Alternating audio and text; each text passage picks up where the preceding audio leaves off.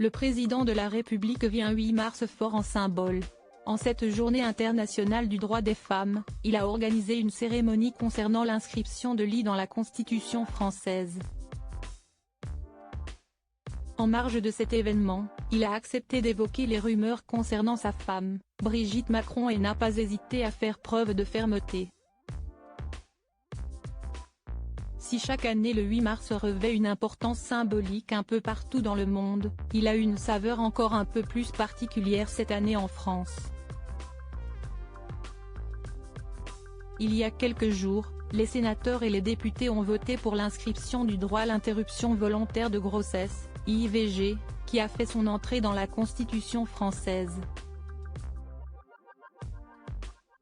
Une victoire pour de nombreuses femmes qui voient ce droit protégé pour l'avenir, et elles sont nombreuses à l'avoir célébré, que ce soit dans les rues ou sur les réseaux sociaux.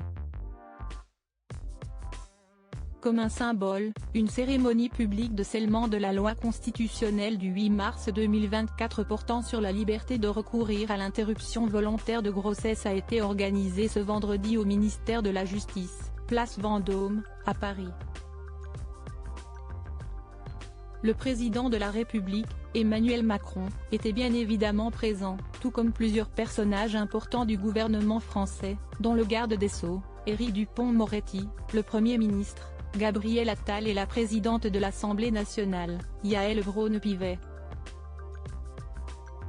La première dame, Brigitte Macron, était bien sûr présente, et après la cérémonie, le président a été interrogé sur les pires attaques subies par sa femme.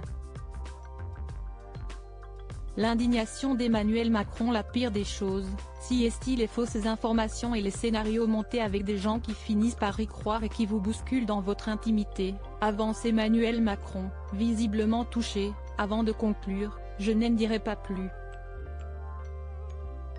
Le président de la République fait évidemment référence aux rumeurs qui ont touché sa femme. Certains ont avancé, notamment sur les réseaux sociaux, qu'il s'agirait d'un homme.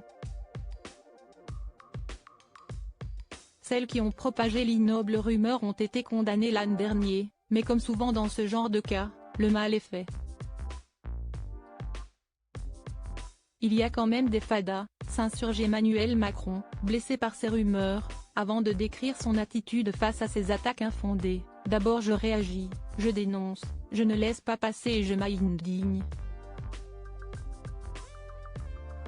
Un combat des hommes et des femmes, des mots forts de la part d'Emmanuel Macron, soudé avec Brigitte pour ce moment historique. Quoi était cette journée du 8 mars 2024 en France?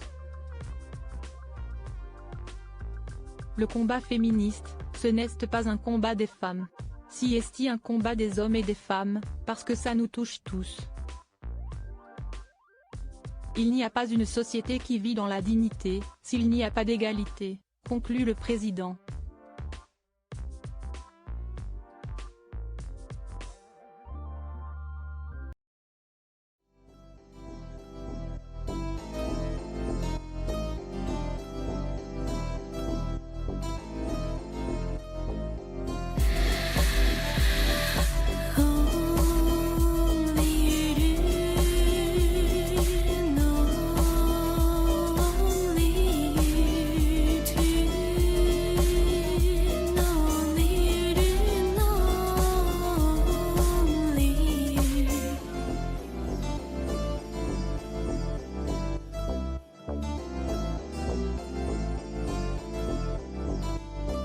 To